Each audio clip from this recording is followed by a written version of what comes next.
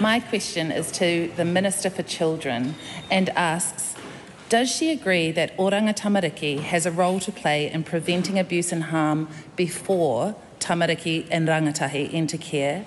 And if so, how does she reconcile this with cutting $18 million to Oranga Tamariki prevention-focused contracted services? Mr Speaker. The Honourable Karen Chhour. Thank you, Mr Speaker.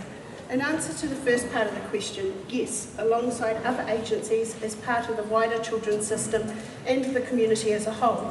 That is why Oranga Tamariki spent over $500 million with community services providers last financial year and will do so again this year.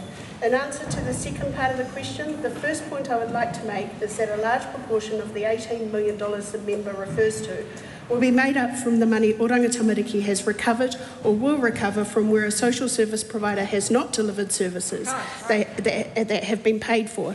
There can't be a cut to a service if that service has not been delivered. The second point I would like to make is that we know from previous years that just spending more money does not get better results. This is a government that's focused on getting value for taxpayers' money and making sure that when we are spending money, we're actually getting the outcomes we're paying for. Supplementary. If she agrees that Oranga Tamariki has a role to play in preventing abuse and harm before children enter care, why did she say of Oranga Tamariki that, quote, the funding they provide is for care and protection of children in state care, nothing more, nothing less, end quote? Mr Speaker, I believe I have said that Oranga Tamariki's core purpose is to take care of children in the care of Oranga Tamariki that come to the attention of Oranga Tamariki. I've also said that there are many ways that children can come to the attention of Oranga Tamariki from many organisations. Supplementary. Does she stand by her statement about Oranga Tamariki funding, nothing more or nothing less than care for children currently in state care, quote, that's what New Zealanders want their dollars spent on and that's what they're getting? Finally, end quote.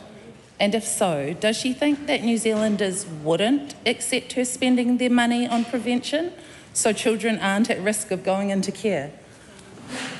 Mr Speaker, a large amount of Oranga Tamariki's money is spent on prevention. Everything they do is around prevention. And yes, I do stand by my statements that Oranga Tamariki needs to concentrate on the children that are in their care to make sure they're meeting the national care standards and children get what they deserve when they are in Oranga Tamariki care. Supplementary. If, as she says, supporting children in state care is the core function of Oranga Tamariki, whose core function does she think supporting children at risk of being placed in state care is? Mr Speaker, this is an all-agency approach across government with many ministries that have a role to play when it comes to kids that are in New Zealand. Ultimately, Oranga Tamariki is responsible for young people who come to their attention when they're at risk of harm or when they need to be taken care of. True. Okay. Does she agree with the Minister for Prevention of Family and Sexual Violence, who said to social service providers, quote, when the child protection system gets involved in a child's life, it is usually because those who were meant to protect and care for them have failed. This is one of the reasons I'm focusing on strengthening the local and regional responses, end quote. And if so, how does she think cutting funding for services that have no comparable local alternatives, like Presbyterian Support South Canterbury's free counselling and Kia Puawai's functional family therapy, helps achieve these goals? Mr Speaker, in regards to the first part of the question, absolutely I agree with that.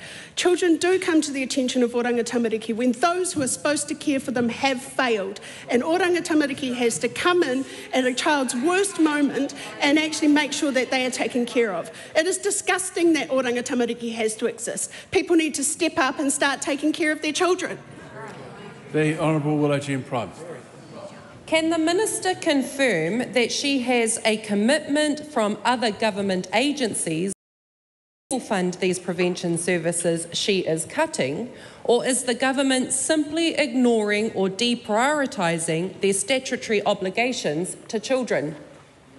Mr Speaker, I can speak to what Oranga Tamariki is doing around their contracting, and that is making sure that they are focusing on their core purpose, which is children and young people in their care and young people that come to their attention, so that we are doing what we need to do to meet national care standards. Other ministers are in charge of their portfolios, and if you would like to ask them that question, feel free.